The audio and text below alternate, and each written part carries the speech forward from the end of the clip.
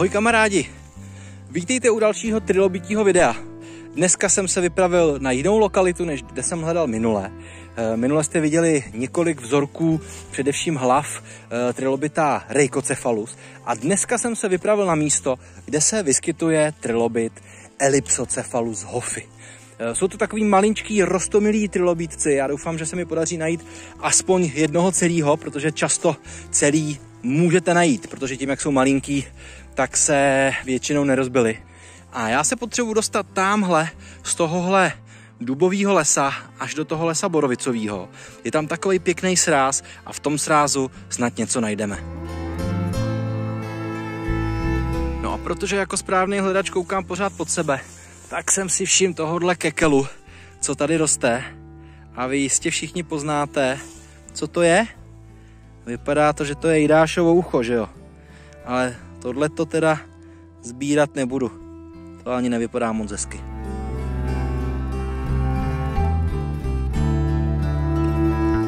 No a tady už se v lese začínají vyskytovat kameny.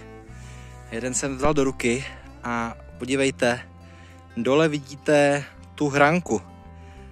To je kus zase hrudníku nějakého trilobita.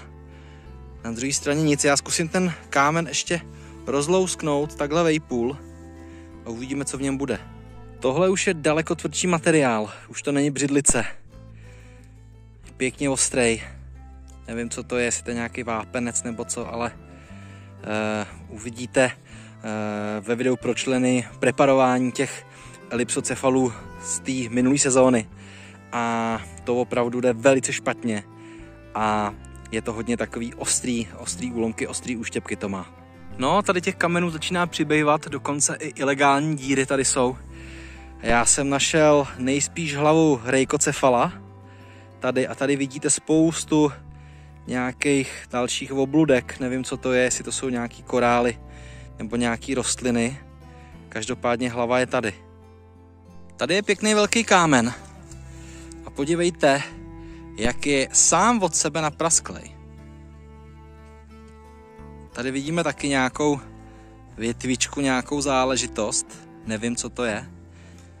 A tohle by mohlo ukrývat poklad, to by bylo fajn, kdyby tam byl nějaký trilobit, ale obávám se, že tam asi nic speciálního nebude, co? A co na druhé straně? Nevšimneme si něčeho? Ne. Ale já ještě vím, že nejsem na tom místě, kam chodím. Takže to je jenom taková moje zvědavost, že probírám tohle, co je tady. Tohle je smůla. Tak snad ji nebudu mít dneska já. Snad ji bude mít jenom ten kámen pod tou břízou. Jdeme dál. Zase tady máme nějaký kousek, nějakou jakoby tyčinku. Ale opět nevím, co to je. Trilobit to podle mě nebude. No ale tady vidíte, že něco se tady rýsuje, jo. Já to asi neodlomím rukou. Nevím, jestli to není už kus toho hofíka, ale každopádně takhle nějak barevný budou, takhle nějak budou velký, tlustý, takhle nějak budou vypadat. Tak já myslím, že hofík to není, že to vypadá jako prostě něco, co mělo tyčovitý tvar. Takže buď nějaká rostlina, nebo nějaký, já nevím, ortocerásek, nebo nějaká lilice, jo, ale nebo nějaký lilice, fakt nevím, jo. Napište mi do komentáře, kdo se v tom vyznáte, prosím vás, co si myslíte, že tohle to je, z čeho to jako je článek. Jestli z lilice, nebo z nějakého hlavonožce. No jsme na nějakém místě, kde se vyskytovaly tyhle tyčovitý věci hojně. Takže takhle vidíte, myslím si, že to teda tyhle dlouhé věci, jak jsem říkal, jestli to jsou nějaký klacíky nebo něco, samozřejmě ne ze stromu, tak možná, že to je jedna a ta samá věc, i věc, co jsem našel teďka na kamenu tady. No, takže tohle tady nechávám a jdeme zkusit ulovit konečně nějakého trojlaločnatýho trilobita. No a podobně jako v tom minulém videu, jestli jste viděli, tak tady taky už někdo řádil. Je to ale jiný místo, ale vidíte, že milovníci fosílií to prostě jsou schopní opravdu roztřískat a fakt i kopat prostě krumpáčema do země. Tady máme zase pár vyházených kamenů. Trošku jsem do nich ťukal a koukám, že tady je zase nějaká škvíra, ale nic tam není. Jo, ale už jsem na 105. správné lokalitě, takže si myslím, že když půjdeme tam tím směrem, že se vrátíme na to moje místo.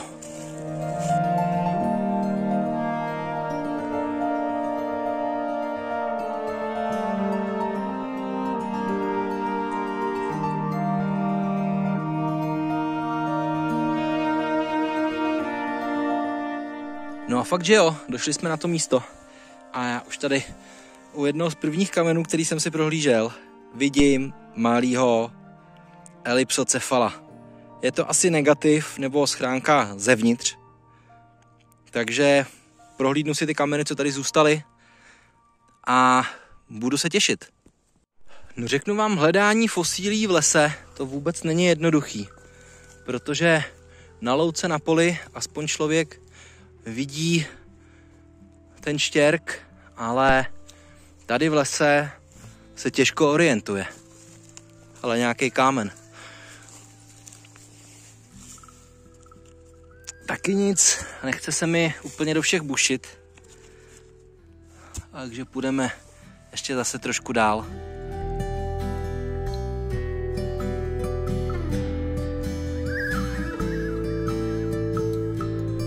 No a tady je úplně strž plná kamenů. Spadl tady strom a z těch kořenů se vysypalo strašně moc materiálu. Takže chodím tady, jo, koukám se očima. Už se nesnažím ani tolik roztloukat kladivem ty jednotlivý kameny, protože jsem zjistil, že některý jsou prostě velmi tvrdý. Některý nejdou ani rozťuknout. A některý jsou zase takový jako hodně měkoučký. Vypadají, že jsou složený z takového jako nějakého jílu. Hele, už jsem to taky tady kus ulomil, jo, zase. Jo. A tam si myslím, že by to mohlo být, protože to bude podle mě trošku jinýho původu, než ty tvrdší věci. No, vidíte, začal jsem taky tím krajem a tady mám na kraji zase negativ, velmi podobný jako ten úplně první nález. Zkusím to zase očistit. A co já jsem si sebou opravdu zase zapomněl vzít, je kartáček nebo nějaký štětec. Ale všichni vidíte, jak tam ten trilobit byl, jo. Ty trilobiti jsou prostě takový specifický. Že já se už moc nekoukám po tady těch velkých hranatých šutrech, ale koukám se po tady těch takových bramborách opravdu, jo. A teďka tady ten se úplně rozpadnul před chvilkou a já koukám,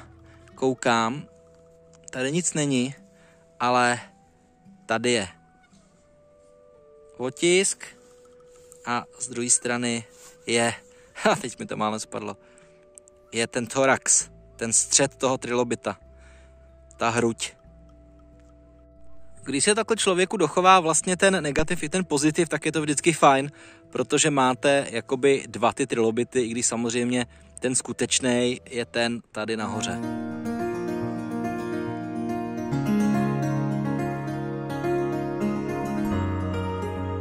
Tenhle je parádní. Sice je to negativ, ale je to celý krásný trilobit. Ellipsocephalus, Hoffy. Vidíte, že to jsou prostě opravdu malí trilobiti, ale já si myslím, že to jsou jedny z nejrostomilejších trilobitů. Jo. Když máte celýho hofíka, tak to je prostě, to můžete zasadit do prstenu, udělat z toho šperk, jo. Prostě nosit to v kapse, nezabere vám to moc místa a máte celýho krásného živočicha, jo. Tohle je nádherný. Tak snad mi padne nějaký pozitiv pořádnej. Nebo třeba i 2 na jednom kameni, to jste tady minule viděli. No, tady zase negativ hlavičky. Vidíte pěkně, proč se tomu trilobitu říká ellipsocephalus? Protože na tom cefalónu, na té hlavě, má takovou uprostřed elipsu. Jo? A sám i ten trilobit je taková vlastně celá elipsa. Ale dominantní nebo výrazný tvar té hlavy je tady dost jasný. Jo? Vy jste viděli, že ten Reichocephalus má taky takovou zvláštní hlavu, čili podle těch hlaviček a dalších prvků ty trilobity docela jednoduše poznáte. No, tady jsem našel nějakýho živýho trilobita červenýho. Rozloupnul jsem kámen a tam je tahle potvora. Napište mi do komentáře, co to je. Já to teďka nechci hledat, tady není dobrý signál. Teď dlouho teda nic, no. Zase tady máme negativ hlavičky Ellipsocephala Hofíka.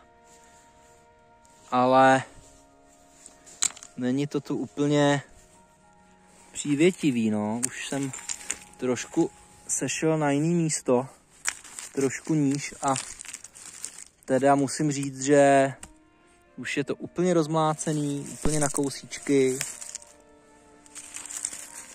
A že nic jako 2 hofíci na jednom kameni, jo, jako jste viděli u mě kdysi, to se prostě vůbec nekoná. Tady jsem teďka louskal kamínek a objevila se jedna věc, louskal jsem dál a objevila se ta samá věc, ale opravdu si nejsem jistý, co by to mohlo být, jestli to je kus trilobita, to asi ne. Možná kus nějaký lastury, anebo nějaká líce trilobita, jo, ale nevím. Když tak mi napište do komentáře, dinosauří muž, anebo někdo, nějaký jiný paleontolog, co by to mohlo být, protože na trilobita mi to teda nepřijde. Ani tohle, ani tohle. No, bourám dál a koukám, že tady na tom kameni je ještě x takovejhlech pruhů a nějaký střed. Něco velkýho, no. Hele, nebo že by to byl takhle velký trilobit? Jo, že to má ten střední lalok, nebo ten hřbet. A tady do stran mu lezou vlastně ten krunýř, který kryje ty nohy. Možná je to takhle, když bychom tenhle trilobita rozřízli. Máme tady dalšího trilobita. 7tečního koukám. No, pokračuju v bušení toho kamene, kde byl ten zřejmě velký trilobit a pod ním je ještě něco takovýhleho, jo. Takže to jsou asi nějaký ty jednotlivý články, ale jako nic moc model. Já nevím, jestli ho už vidíte, jo, ale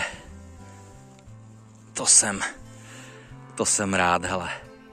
A tady ještě jeden kousek hlavičky. Jo, tady přímo.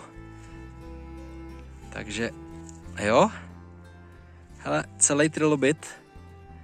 Doma se to očistí, tady by napravo u té hlavy by to šlo ještě taky dofréskovat, odkrejt.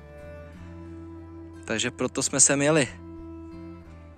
Pro Ellipsocephalus hofi. Na druhé straně nic není. Jo, takže zase jiný typ trilobitů, jinak ty trilobiti žili stovky milionů let, jo. Se různě křížili, mezi sebou vyvíjeli, takže těch druhů trilobitů po celém světě, v Maroku, v Americe, v Británii, u nás prostě je obrovské množství. Byly různé velikosti. A tohle je jeden z nejmenších. Kdybychom si to měli zrekapitulovat, jo, tak tady máme ty 2 kraje, potom tady máme takový ty 2 hlavy, negativy, tady máme ten, co se odklápí. Snad nejhezčí je ale tenhle ten maličký negativ. Ten by šel vlastně i odlejt třeba z nějakého silikonu nebo z nějaký pryskyřice. Ze sádry třeba taky. A pak ten, co nám teďka padnul krásně na konec. Super.